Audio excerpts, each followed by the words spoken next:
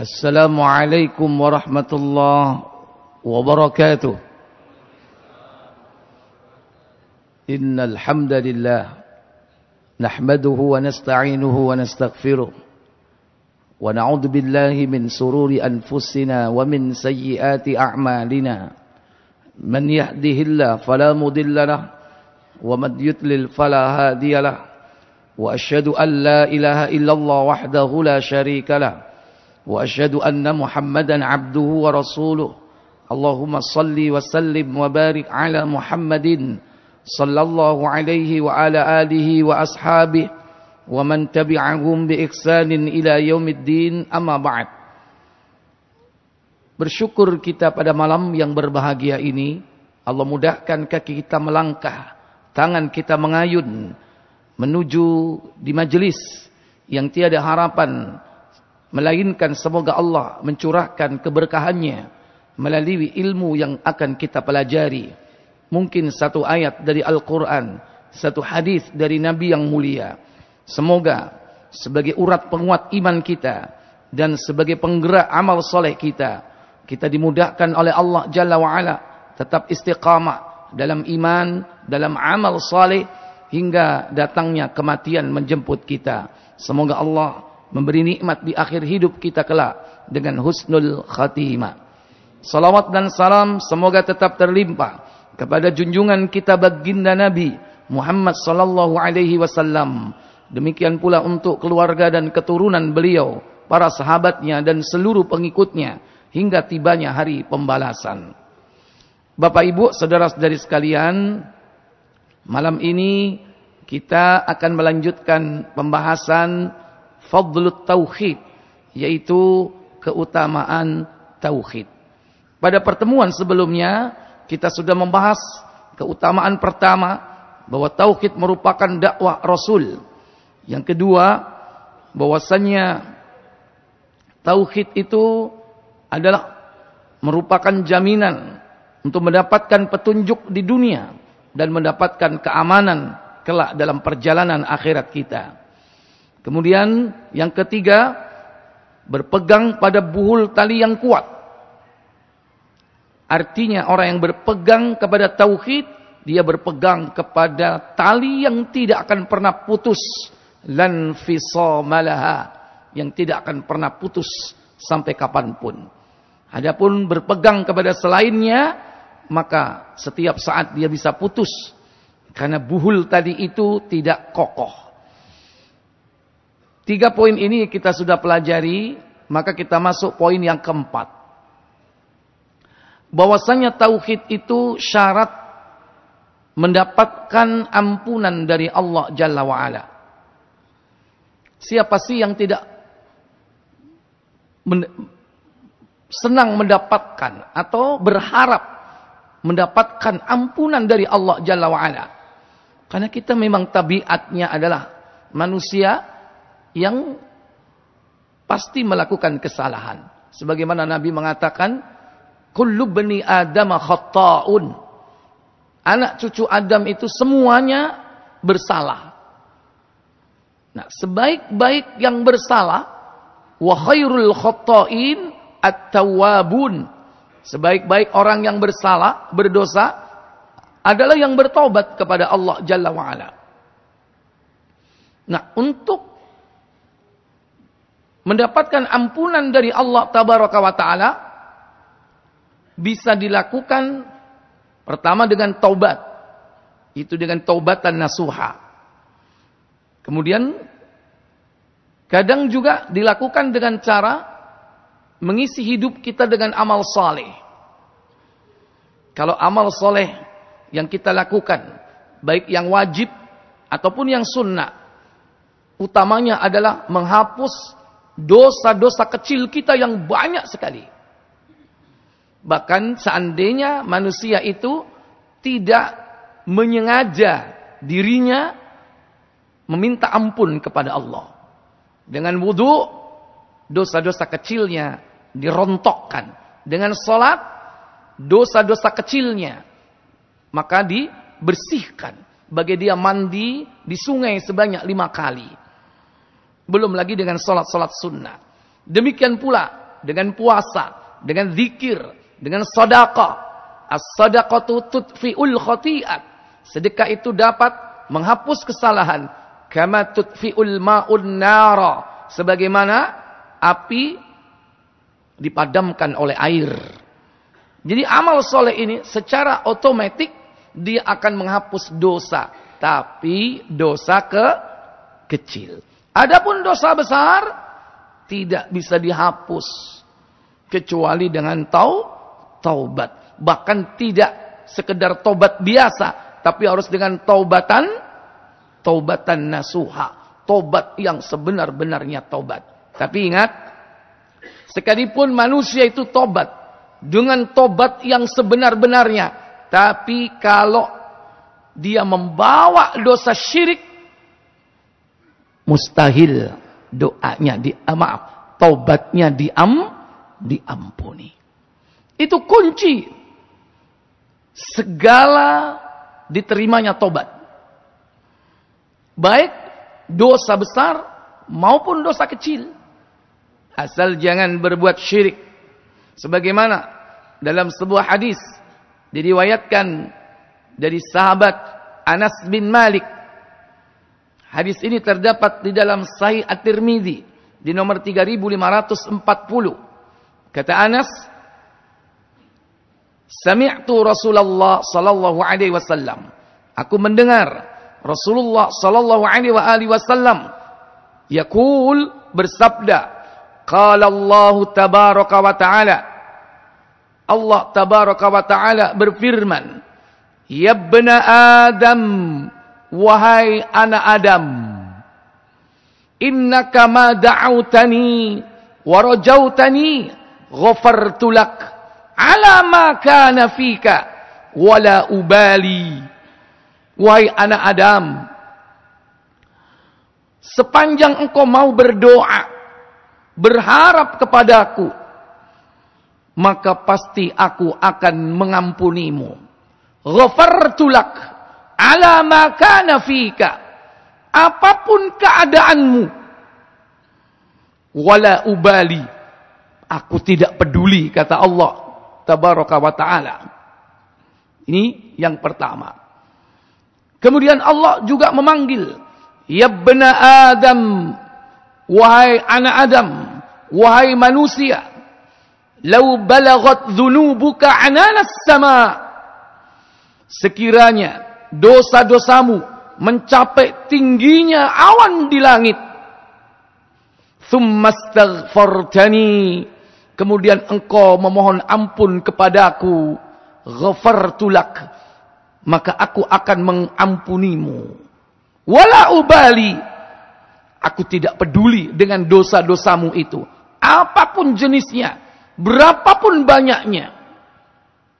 Kemudian yang ketiga, Allah tabaraka wa ta'ala mengatakan, ya ibna Adam, wahai anak cucu Adam, innaka law ataitani biqurabil ardi khotoya, sesungguhnya jika engkau mendatangiku, yakni dengan membawa dosa-dosa sepenuh bumi, thumma laqitani, kemudian engkau menemui aku, la tusyriku bi syai'a, dengan tidak membawa dosa syirik, menyekutukan aku dengan sesuatu, la ataituka biqrabiha maghfirah, niscaya aku akan mendatangimu dengan membawa ampunan pula sepenuh bumi.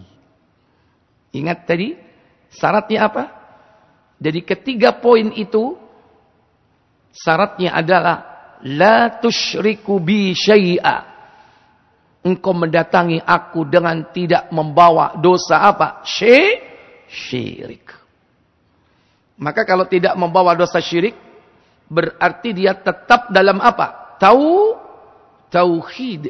Karena tidak mungkin berkumpul keduanya. Tidak mungkin dia sebagai muwahidun sekaligus musyrikun. Tidak mungkin. Kalau dia sudah masuk kategori musyrik, pasti dia gugur sebagai muwahid. Kalau dia mengklaim dirinya ahlu tauhid, muwahhid, pasti dia akan menjauhi dosa syirik. Bahkan bersih dari dosa syirik. Terutama syirik besar. Yaitu syirik-syirik yang mengeluarkan pelakunya dari Islam. Adapun syirik yang dimaksud di sini adalah syirkul akbar. Syirik yang membatalkan syahadatain. Syirik yang menghancurkan keislamannya. Syirik yang membatalkan seluruh amal solehnya, yaitu pahalanya. Yakhruju minal millah, dia keluar dari agama ini. Murtad. Itulah syirik besar. Baik syirik syirkud dakwah, syirik di dalam berdoa, di mana dia meminta berdoa kepada selain Allah, atau mendua, di samping minta kepada Allah, minta kepada selain Allah. Atau syirik yang kedua, syirkun niat, syirik di dalam niat amal solihnya. Yang ketiga, syirkut ta'ah, syirik di dalam ketaatan, di mana dia mengikuti fatwa-fatwa yang sesat. Ketika Allah mengharamkan sesuatu, kemudian manusia menghalalkannya dan diikuti fatwa ini. Atau sebaliknya, ketika Allah menghalalkan sesuatu, dia haramkan, kemudian seorang mengikutinya atau orang tersebut mengikutinya. Itulah syirik di dalam ketaatan. Demikian pula syirik di dalam kecintaan, di mana dia mencintai selain Allah sama seperti mencintai Allah.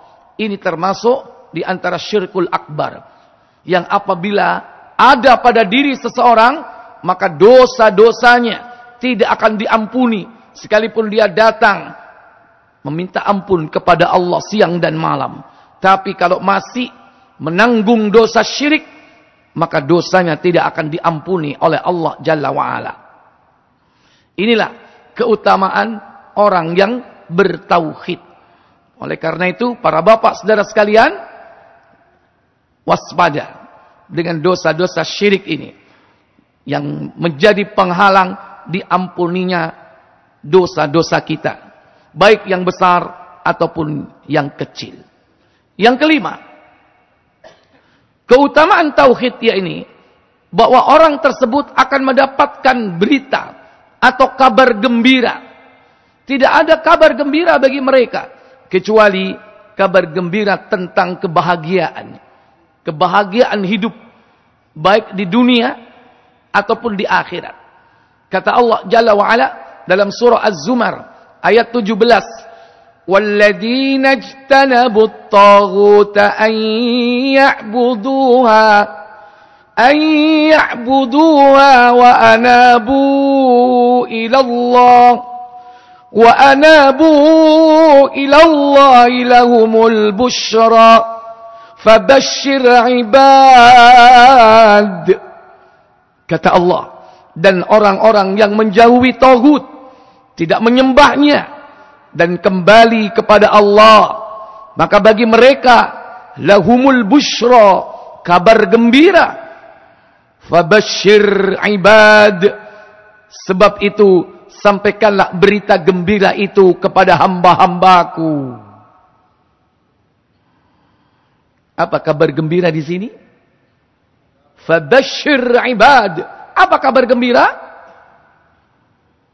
وَبَشِّرِ الَّذِينَ آمَنُوا وَعَمِلُوا الصَّالِحَاتِ أَنَّ لَهُمْ جَنَّاتٍ. Apa? أَنَّ لَهُمْ جَنَّاتٍ, surga. Bahkan di situ disebutkan dalam bentuk jamak, surga.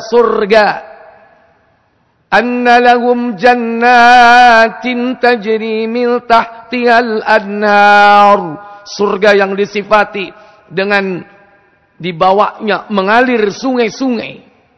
Siapa yang tidak suka dengan surga ini? Ini adalah kabar gembira bagi orang yang bertauhid. Bisa jadi kabar itu disampaikan saat kematiannya, datang malaikat kepadanya ketika saat kematian memberikan kabar gembira. Sebagaimana di dalam surah Fussilat, surah yang ke-41, yaitu pada ayat yang ke-30.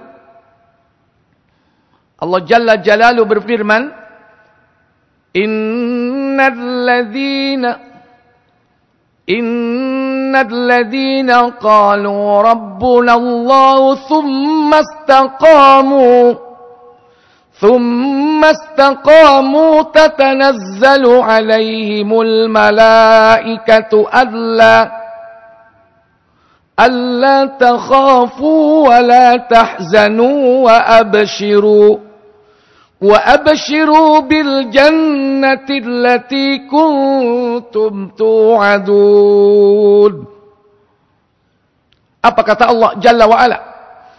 Innal ladzina qalu, sesungguhnya orang-orang yang mengatakan Rabbuna Allah, Rabb kami adalah Allah, thumma istaqamu, kemudian dia teguhkan pendiriannya, istiqamah. Ini syaratnya. Dia teguhkan pendirian mereka. Dan ini satu paket. Makanya Nabi ketika ditanya oleh seorang sahabat, nasihati aku dalam Islam satu kalimat yang aku setelah ini tidak akan pernah bertanya kepada siapapun orang selain engkau wahai Rasul. Maka Nabi menasihati, apa? Qul Rabbi Allah, atau Qul amantu billah tsumma istaqim. Katakanlah aku beriman kepada Allah, kemudian istiqomahlah. Sejalan sebagaimana dengan ayat ini, orang-orang yang mengatakan kalimat Rabbunallah tsumma istaqamu, kemudian dia istiqomah, teguh pendirian. Ibnu Katsir menjelaskan tentang ayat ini, yakni siapa mereka orang yang mengatakan Rabbunallah kemudian dia istiqomah. Kata beliau, al-ikhlasu fil amal wa'mal li ta'atillahi bima syara'a lahum, yakni ikhlas di dalam beramal. Apa ikhlas? Murni. Apa maksudnya ikhlas itu? Tidak lain al-munafi lisyirki war riya, meniadakan kesyirikan dan riya, syirik besar maupun syirik kecil. Itulah orang yang mengatakan Rabbunallah, kemudian dia istiqamah, wa'mal li ta'atillahi, dia beramal karena taat kepada Allah, bima syara'a lahum, sesuai dengan apa yang telah disyariatkan Allah kepada mereka. Maka dua syarat. Pertama al-ikhlas, dan yang kedua al-mutaba'ah. Apa? Mengikuti tuntunan. Ikhlas berarti dia murni dalam beramal, melandasi dengan tauhid, tidak berbuat syirik. Dan yang kedua al-mutaba'ah. Apa al-mutaba'ah? Muwafaqatun li sunnati Rasulillah, sesuai dengan tuntunan yang diajarkan Rasulullah. Berarti orang ini jauh dari syirik, jauh dari bid'ah. Amalnya ikhlas karena Allah, amalnya jauh dari amalan-amalan yang tidak ada dasar tuntunannya. Itulah orang yang mengatakan Rabbunallah tsumma istaqamu. Dia ucapkan Rabb kami adalah Allah, kemudian dia teguhkan pendiriannya. Maka apa katanya? Tatanazzalu alaihimul malaikatu alla takhafu wa la tahzanu. Maka malaikat akan turun kepada mereka dan mengatakan, dalam tafsir diterangkan bahwa yang dimaksud malaikat di sini adalah yaitu malaikat yang datang saat kematian. Pertama, malakul maut. Kalau disebut dengan kalimat malaika, berarti di sini jumlahnya mulai dari 3 dan seterusnya. Kalau 1 malak, kalau 2 malakani, kalau 3 malaika, 3 dan seterusnya, berarti jumlahnya disebut dengan malaika. Allah menyebut malaika karena yang datang paling tidak minimal 3. Pertama yaitu malakul maut, karena tugasnya apa? mencabut nyawa. Kul yatawaffakum malakul mautil ladzi wukkila bikum. Malaikat maut atau malakul maut yang ditugaskan untuk mencabut nyawamu. Maka kalian akan kembali kepada Allah tabaraka wa ta'ala. Setelah dicabut ruh itu, dibawa oleh siapa? Dibawa oleh dua malaikat. Dua malaikat inilah yang membawa ruh itu naik ke atas langit. Kemudian dilaporkan kepada Allah. Di mana tempatnya? Apakah dia ditempatkan di tempat terbaik? Mungkin langit? Mungkin Sidratul Muntaha? Mungkin surga? Atau kalau tidak, dia diperintahkan malaikat ini untuk membawa, yakni di bumi, di lapis yang ketujuh. Itulah penjara Allah tabaraka wa ta'ala. Maka malaikat ini akan datang menemui orang-orang yang mengatakan Rabb kami adalah Allah. Kemudian dia istiqomah. Malaikat ini mengatakan, Allah takhafu, jangan kau takut. Wala tahzanu, jangan kau sedih. Wa abshiru bil jannah, dan beri kabar gembira dengan surga. Malaikat pertama mengatakan la takhaf, jangan takut. Apa maksud jangan takut di sini? Jangan takut terhadap perkara yang akan kau hadapi di masa yang akan datang. Apa di masa yang akan datang yang akan dihadapi? Yaitu kehidupan akhirat. Mulai dari yaumul ba'ts, hari kebangkitan, yaumul mahsyar, hari dikumpulkan, yaumul hisab, hari diperhitungkan, yaumul mizan, hari ditimbang amal perbuatan, yaumul haud, hari telaga, di mana Rasul menunggu di telaga agar umatnya meminum airnya, tapi tidak sedikit mereka diusir dari telaga tersebut. Demikian pula berikut fase yaumul sirat, hari meniti titian sirat, dan yaumul jaza, hari pembalasan, dibalas al-jannah awin nar, surga atau neraka. Itulah perjalanan akhirat yang akan ditempuh. Maka malaikat mengatakan la takhaf, jangan kau takut. Yang kedua, la tahzan, jangan kau sedih. Kata Ibnu Katsir, yaitu sedih dari perkara-perkara dunia yang telah kau tinggalkan di masa lalu. Siapa yang ditinggalkan? Yaitu harta. Siapa lagi? Keluarga. Siapa? Istri. Siapa? Anak. Bahkan hutang piutang yang kau tinggalkan. Kata malaikat, aku akan menggantikan untukmu, kata malaikat. Makanya dalam ayat berikutnya, nahnu awliya'ukum fil hayatid dunya wa fil akhirah. Aku adalah wali-walimu, pengganti-penggantimu yang akan mengurus urusanmu. Itulah kabar gembira dengan kalimat la tahzan, jangan sedih. Yang ketiga, wa abshiru bil jannah, gembirakanlah mereka dengan surga allati kuntum tu'adun, yang telah dijanjikan Allah kepada kalian. Inilah kabar bagi orang-orang yang bertauhid. Istiqomah dalam imannya, istiqomah dalam amal solehnya. Sekalipun amal solehnya itu sedikit, tapi dia istiqomah. Walaupun amalnya dianggap remeh oleh orang lain. Tapi justru Allah itu mencintai amal yang dilakukan secara terus-menerus walaupun kecil. Kata Nabi sendiri, ahabbul a'mal ilallah, amal yang dicintai oleh Allah itu adalah adwamuha, amal yang dilakukan secara terus-menerus, ajek, continue, istimrar, tidak putus. Wa in qalla, walaupun sedikit. Jenengan maca Quran sing penting napa? Istiqomah. Walaupun sehari 1 juz. Loh. Ya apa abot kira-kira? Hah? Ya wis setengah. Berat? Ya wis sak lembar. Salembar? Berat? Ya udah 5 ayat. 5 ayat saya abot. Hah? Cukup.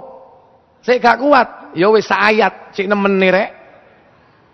Tapi seandainya itu terjadi, setiap habis sholat 1 ayat, berarti 5 waktu berapa berarti? 5 ayat. Bismillahirrahmanirrahim. Alif lam mim. Tutup. Engko duhur lanjut ayat 2. Cik nemen nih. Tapi itu kalau istiqomah sampai mati, itu lebih baik daripada sekali baca 10 juz, habis itu libur 5 bulan. Pilih yang mana? Yang istiqomah, walaupun sedikit, walaupun diremehkan, kan itu alif lam mim, kan masih banyak ayat-ayat yang panjang. Walaupun 1 ayat, tapi kayak ayat kursi kan panjang. Walaupun 1 ayat. Allah lebih cinta istiqomahnya. Istiqomah dalam amal soleh. Dilandasi dengan istiqomah di dalam apa? Dalam iman. Artinya, jangan dirusak imannya dengan syirik, kufur, dan juga kotoran-kotoran yang lain. Seperti tahoyul, khurafat. Itu termasuk perusak dan yang menghancurkan keimanan kita. Para bapak ibu, saudara sekalian yang dirahmati Allah tabaraka wa ta'ala. Kemudian yang keenam. Tauhid adalah warisan terbaik yang perlu diwariskan kepada anak-anak kita. Lebih dari sekedar harta dunia yang kadang justru itu bisa menghancurkan keimanan. Tapi kalau tauhid yang diwariskan, maka dia akan mendatangkan kebahagiaan, termasuk yakni kekayaan. Kalau memang itu sebagai salah satu unsur kebahagiaan. Tapi hakikat kekayaan itu sebetulnya bukan harta benda, dinar dirham, tapi kekayaan jiwa. Makanya Nabi mengatakan, laisal ghina an kathratil arad. Bukanlah kekayaan itu banyaknya harta benda. Sing dimaksud soge iku dudu akeh donya brono. Walakin ghina, akan tetapi kekayaan itu adalah ghinan nafsi. Kekayaan jiwa. Itulah kekayaan yang sebenarnya. Maka apa yang ada di dalam jiwa ini? Tidak ada yang paling berharga di dalam jiwa ini, yaitu yang telah disematkan oleh Allah dalam setiap ruh jiwa manusia. Apa? At-tauhid. Apa itu? Al-fitrah. Fitrah. Itu harta yang paling berharga. Dan itu yang harus diwariskan. Kan dulu sudah dikasih sama Allah. Memang setiap kita sudah dikasih oleh Allah. Diberikan oleh Allah kecenderungan, ghariza, at-tadayyun, kecenderungan untuk beragama, kecenderungan untuk mentauhidkan Allah. Itulah fitrah. Dan Allah sudah memberikan fitrah itu bagi setiap manusia. Ketika mereka berada di dalam tulang sulbi bapak ibunya. Maaf. Allah telah mengambil persaksian. Dan Allah mengatakan, alastu birabbikum. Bukankah aku ini adalah Rabbmu? Mereka ruh semua menjawab, bala. Benar wahai Allah. Syahidna, kami bersaksi. Semua di antara kita ini yang hidup di muka bumi ini dulu telah membuat kontrak perjanjian dengan Allah bahwa ketika kita lahir ke bumi ini menyembah hanya kepada Allah. Tetapi apa yang terjadi? macam-macamlah yang disembah. Ada yang menyembah matahari, bulan, bintang. Ada yang menyembah dewa. Ada yang menyembah gunung, laut. Benda-benda mati pun, berhala-berhala yang mereka buat pun disembah. Ini yang terjadi. Maka Allah turunkan ayat ini untuk mengingatkan kita. Maka kita diperintah untuk menjaga fitrah perjanjian ini. Makanya Allah Jalla wa'ala berfirman dalam surah Ar-Rum. Itu surah yang ke-30. Pada ayat yang ke-30. Wa akim wajhaka lid-dini hanifa. Wa akim wajhaka lid-dini hanifa. Fitratallahi allati fataran nasa 'alaiha. La tabdila li khalqillah. Dzalika ad-dinul qayyim walakinna aktsaran nas la ya'lamun. Kata Allah tabaraka wa taala, dan hadapkanlah wajahmu ke arah agama Allah dengan lurus. Fitratallahi allati fataran nasa 'alaiha. Tetaplah atas fitrah Allah yang telah menciptakan manusia menurut fitrah tersebut. La tabdila li khalqillah.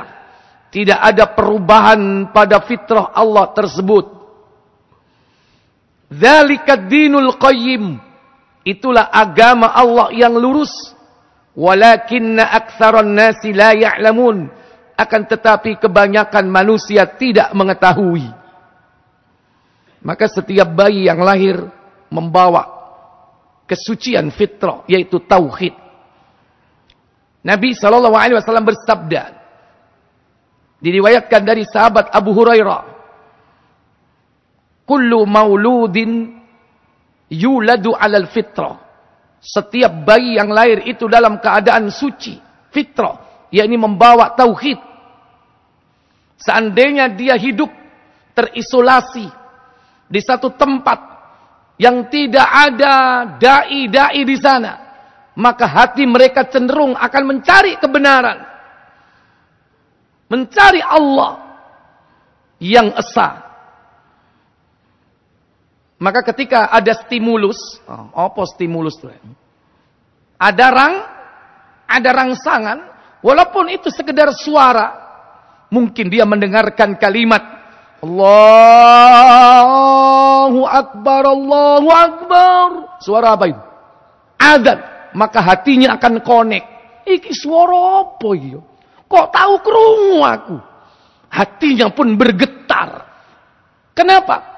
Ibarat Allah sudah menyematkan dalam jiwa mereka microchip. Yang kalau dia terkena rangsangan, dia akan mencari kebenaran. Itulah fitrah. Cuman dalam perkembangannya, fitrah ini dirusak.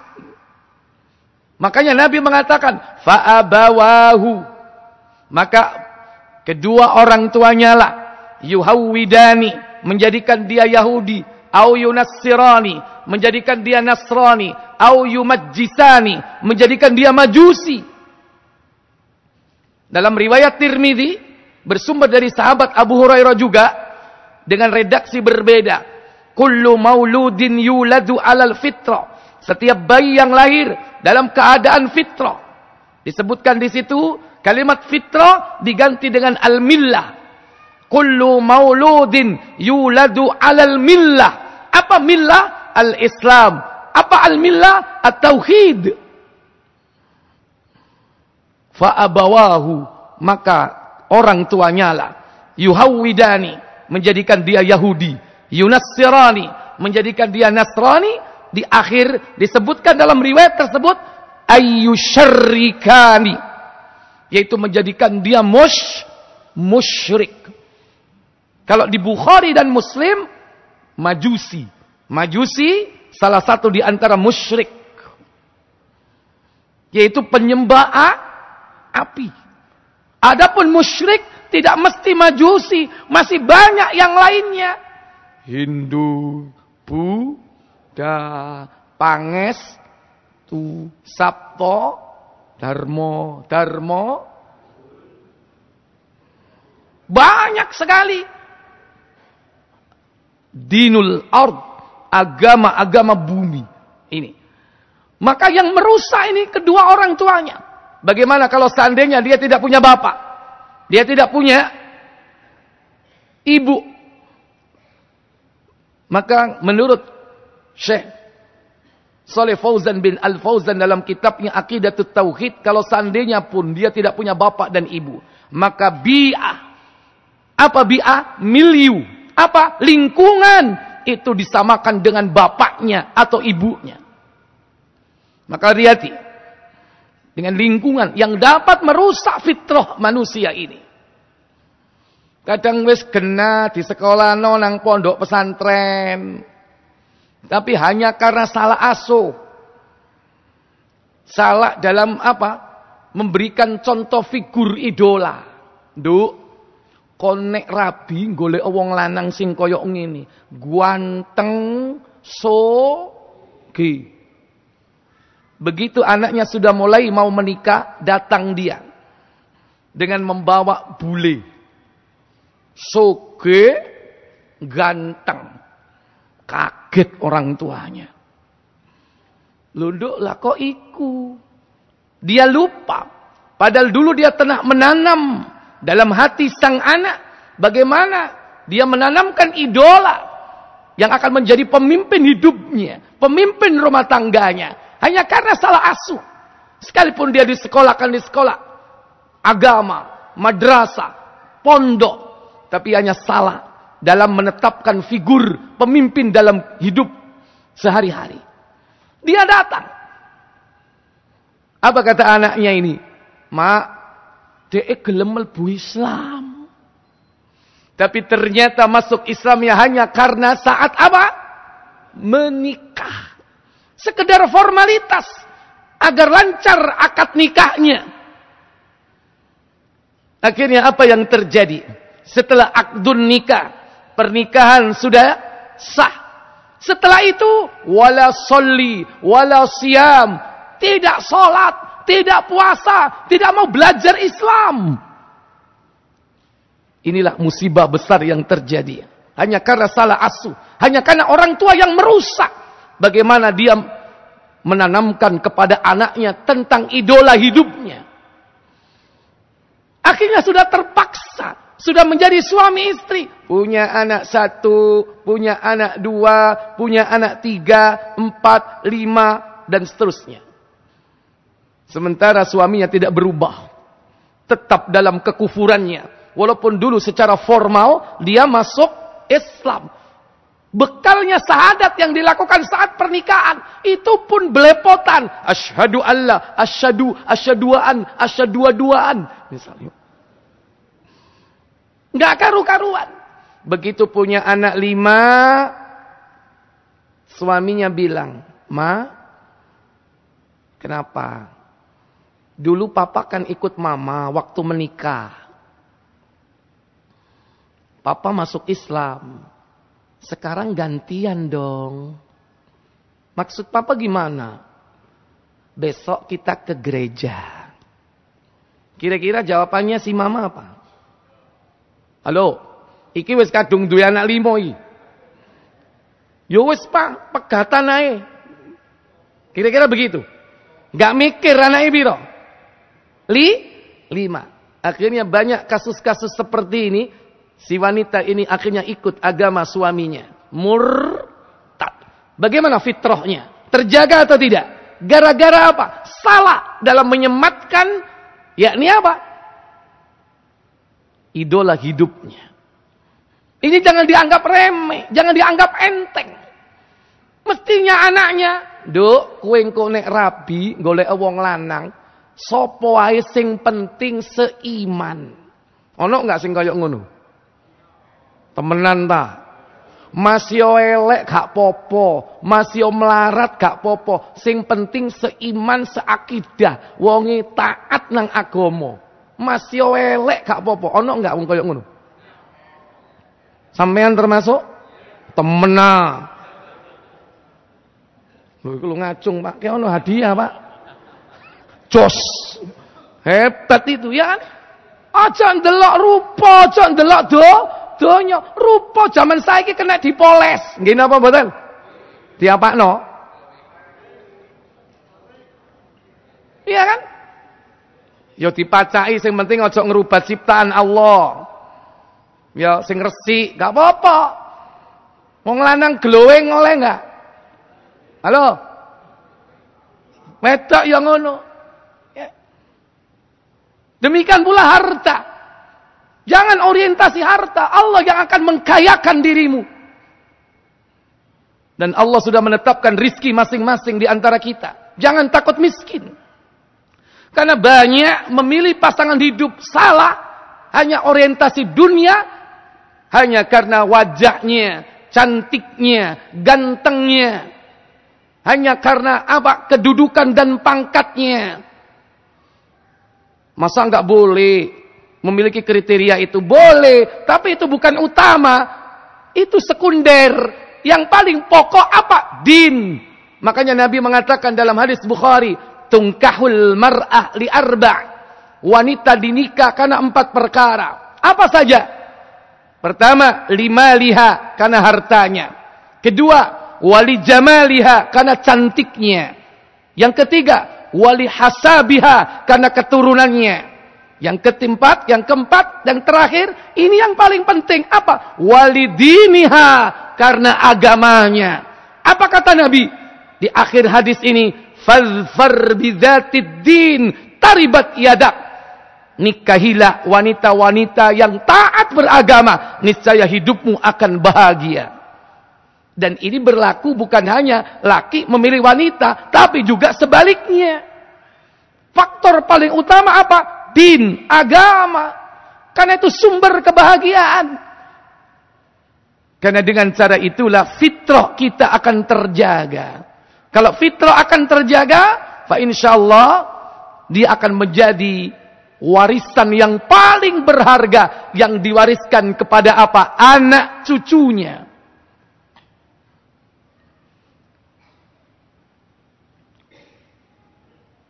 Sampean diwarisi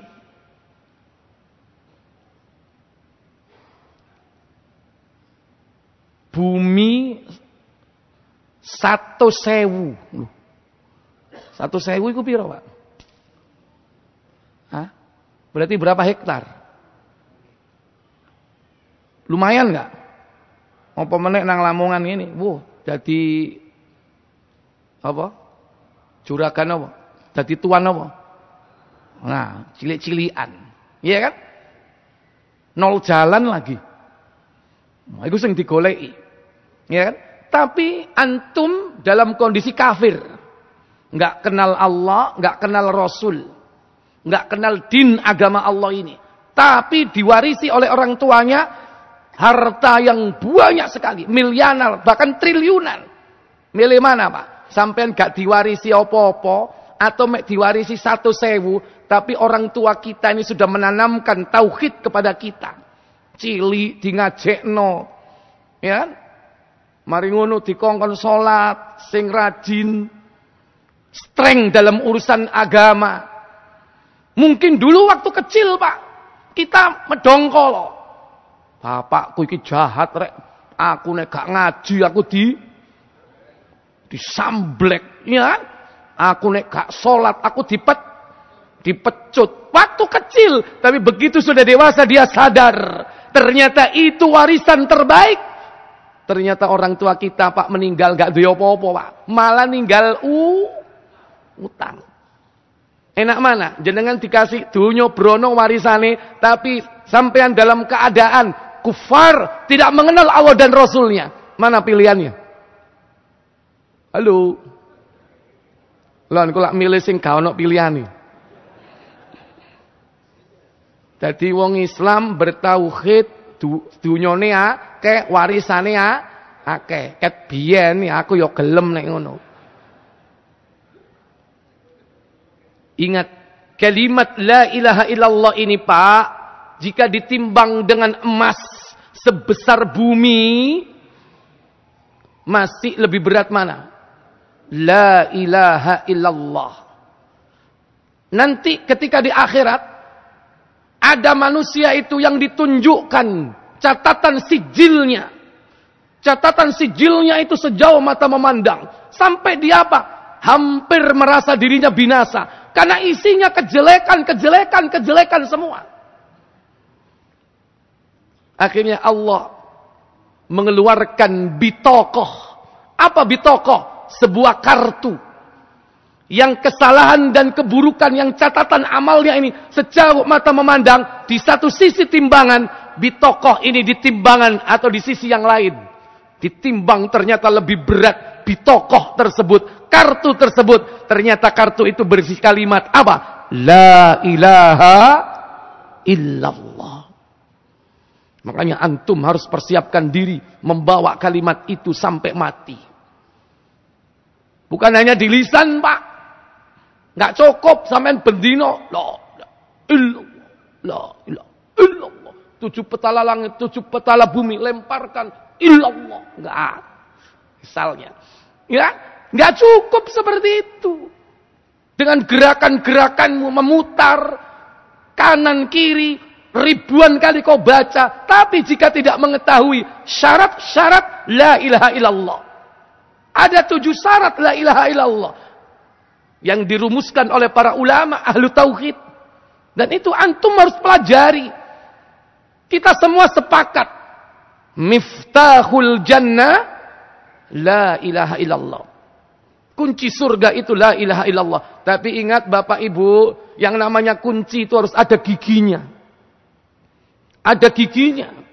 Kalau nggak ada giginya nggak nyantol. Mek bundernya ini mau lebokno, ya muser terus. Gak nyantol. Maka gigi-gigi dalam kunci itulah syarat-syarat la ilaha illallah. Dan antum sudah mendapatkan dari para asatid yang sudah memberikan kajian di tempat ini. Jadi tidak cukup dengan ucapan di lisan, tapi harus membawa kepada konsekuensi. Dan itulah Bapak Ibu yang harus diwariskan. Kata Allah dalam surah 43 Az-Zukhruf ayat 28. وَجَعَلَ كَلِمَةً بَاقِيَةً فِي عَقِبِهِ لَعَلَّهُمْ يَرْجِعُونَ. Dan Ibrahim alaihissalam menjadikan kalimat tauhid la ilaha illallah itu adalah kalimatan baqiyatan, yaitu kalimat yang kekal fi aqibihi, pada keturunannya. Supaya apa? La'allahum yarji'un, supaya mereka kembali kepada kalimat tauhid itu, yaitu kembali kepada pengesaan kepada Allah. Ini yang perlu diwariskan. Makanya Nabiullah Yakub ketika mau meninggal, apa pesannya? Dikelilingi oleh 12 anaknya. Dia mengatakan, wahai anakku, ma ta'buduna min ba'di. Apa yang kau sembah sepeninggal aku ini? Ini Pak, yang dimaksud mewariskan tauhid, mewasiatkan kepada anak-anak kita. Jangan sampai nanti setelah meninggal, ternyata anak-anak kita ini melakukan kesyirikan. Kalau kita tidak mulai mewariskan, mulai dari sekarang. Selalu dialog-dialog kita ini mengarah kepada apa? Tauhid. Para bapak, para ibu, saudara-saudara sekalian yang dirahmati Allah Jalla wa'ala. Mungkin sudah 1 jam ya? Kurang 5 menit. Saya teruskan nomor 7. Syarat diterimanya syafaat. Bukan syarat mendapatkan syafaat. Syarat diterimanya kita memberi syafaat.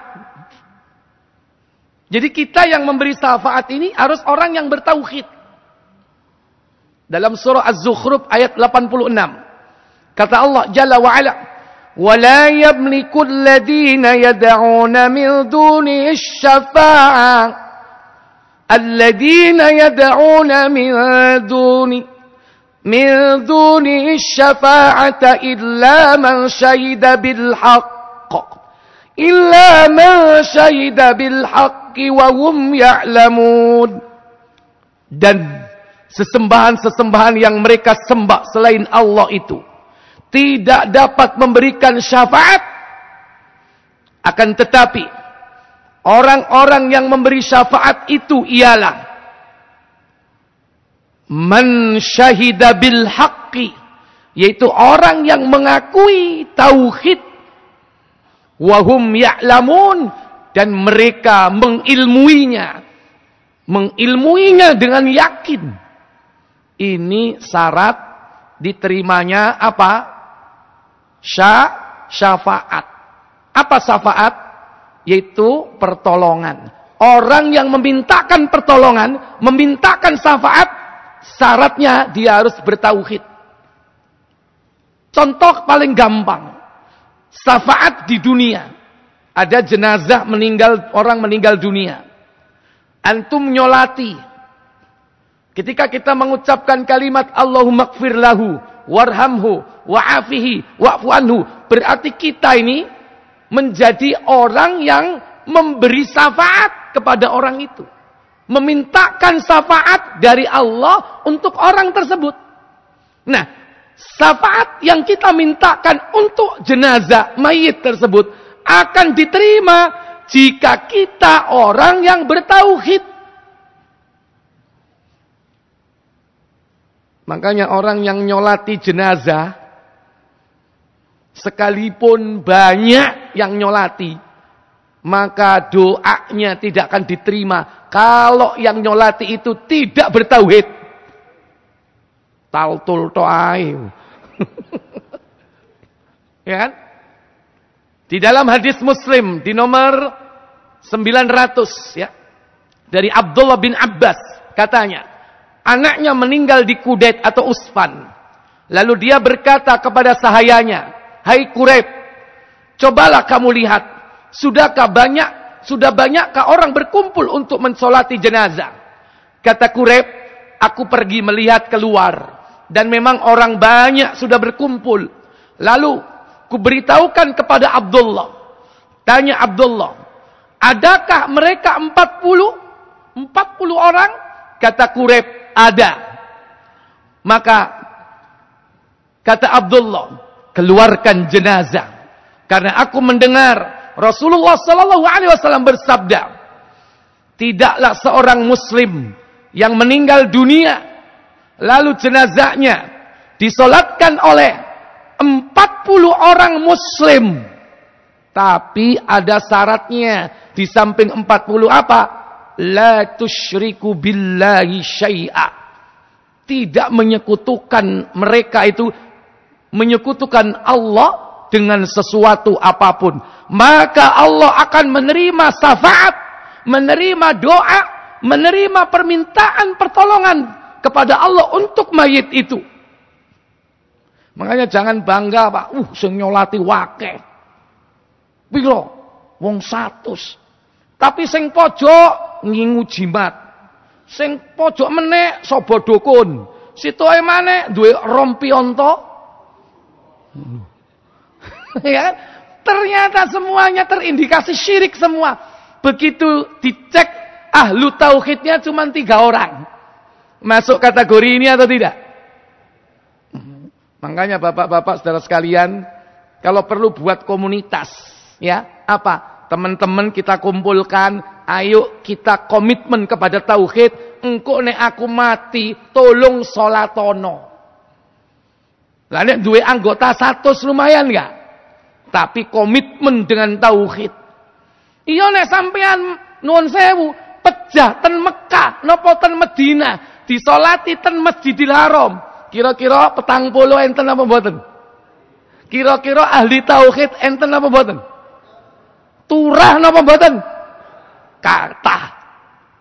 Tapi nek nang Lamongan kadang sing salat mek pira?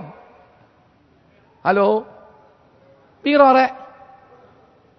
Kadang wis mek 10 wong, padahal sing nglayatake. Nggih, sing taziah kuwata ten Jawi, alasane apa? Sarungku najis. Apa? iya aku iki rodok gak enak wetengku ngentutan. Ono ae alasan. Sehingga dia enggak mau nyolati. Oleh karena itu harus digalakkan. Pahala 1 qirot ini penting untuk kita. Terutama Pak, kalau kita sering menyolati jenazah orang lain, semoga kita juga akan disolati oleh saudara-saudara kita. Dan doa syafaat mereka diterima oleh Allah dengan syarat apa? Tauhidullah, mengesahkan Allah tabaraka wa taala. Mungkin ini yang bisa saya sampaikan, semoga bermanfaat untuk kita semua. Mudah-mudahan Allah menjadikan kita sebagai ahlu tauhid dan kita mati dengan membawa kalimat la ilaha illallah. Wa akhiru da'wana walhamdulillahi rabbil alamin. Subhanakallahumma wa bihamdik asyhadu an la ilaha illa anta astaghfiruka wa atubu ilaik. Wassalamu alaikum warahmatullahi wabarakatuh.